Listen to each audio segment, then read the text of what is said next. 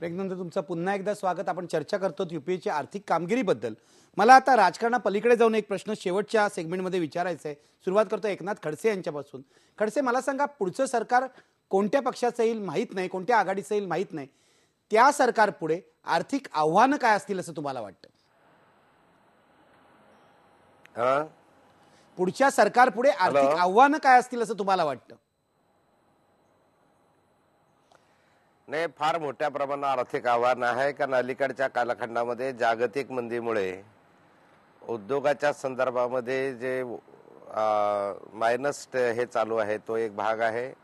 या बरोबरीला कृषी विकासाच्या संदर्भामध्ये आज जरी आपल्याला कृषी विकासाचा दर हा मोठा दिसत असला तरी भावी कालखंडामध्ये कृषी उत्पादनाला निर्यात क्षेत्र उपलब्ध नाही जर झालं तर त्यामधले आव्हानं होतील। मधल्या कालखंडामध्ये केंद्र सरकारच्या धोरणामुळे जे फिस्कल डेफिसिट मोठ्या प्रमाणावर वाढत चाललेलं आहे ते कमी करण्याच्या संदर्भामध्ये मोठं एक आव्हान असेल। सामाजिक सुरक्षा म्हणजे या संदर्भामध्ये जरी आपण म्हटलं की शिक्षणामध्ये क्षेत्र वाढलं वगैरे तरी बेरोजगारांची संख्या कमी होत नाही आहे, बेरोजगारी वाढत आहे। अशांना रोजगार देण्याच्या संदर्भामध्ये फार मोठं आव्हान एक राहील, कारण इन्फ्रास्ट्रक्चरल डेव्हलपमेंट नसल्यामुळे मंदीच्या कालखंडामध्ये उद्योग वगैरे बंद पडत चालले आणि मोठ्या प्रमाणात बेकारी वाढत चालली। हाही एक प्रश्न मोठ्या कालखंडामध्ये अगदी खडसे साहेब, माझा वेळ संपलेला आहे।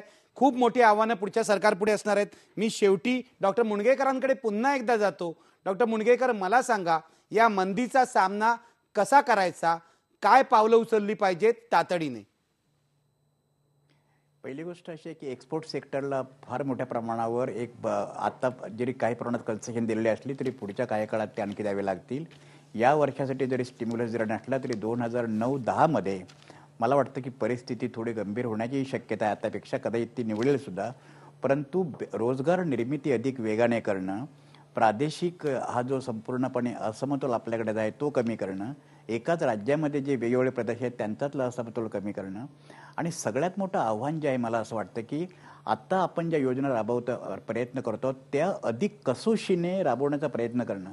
इथे कोणी आता वेगळ्या पद्धतीने काहीतरी एक तत्वज्ञान आणण्याचा विचार करण्याची इथं आवश्यकता नाही। इथे मुळामध्ये जो 9% आर्थिक विकास होतो आहे तो लोकांकडे घेऊन जाणं, आणि आता इंडस्ट्रीला काही प्रमाणामध्ये मला वाटतं पुढचं सरकार जे येईल ते इंडस्ट्रीचा अधिक विचार करू शकेल।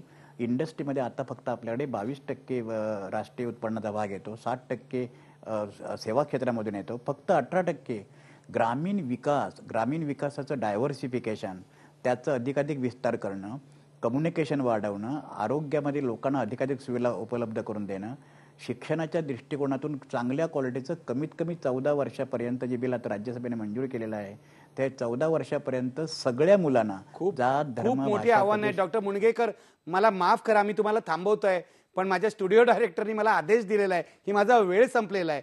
साधारणपणे लोकांना कल्पना आली आहे, मला माहिती आहे अर्ध्या तासाच्या कार्यक्रमामध्ये देशाच्या आर्थिक परिस्थितीबद्दल फार सविस्तर बोलता नाही येणार, पण तुमच्यासारखे चारही तज्ज्ञ जर माझ्याबरोबर असतील तर एक साधारणपणे आपण कॅप्सूलमध्ये झलक दाखवू शकतो। ती झलक आपण आज दाखवलेली आहे। शेवटी पुन्हा एकदा आपला प्रश्न घेऊया, यूपीए सरकारची आर्थिक कामगिरी समाधानकारक आहे का? पडद्यावर पाहू शकता, आता 78% लोक म्हणतात नाही, यूपीएची आर्थिक कामगिरी समाधानकारक नाही। तज्ज्ञांचं म्हणणं वेगळं आहे, सर्वसामान्यांचं वेगळं आहे। आता हा कार्यक्रम इथेच संपूया। धन्यवाद। पहा फक्त IBN लोकमत।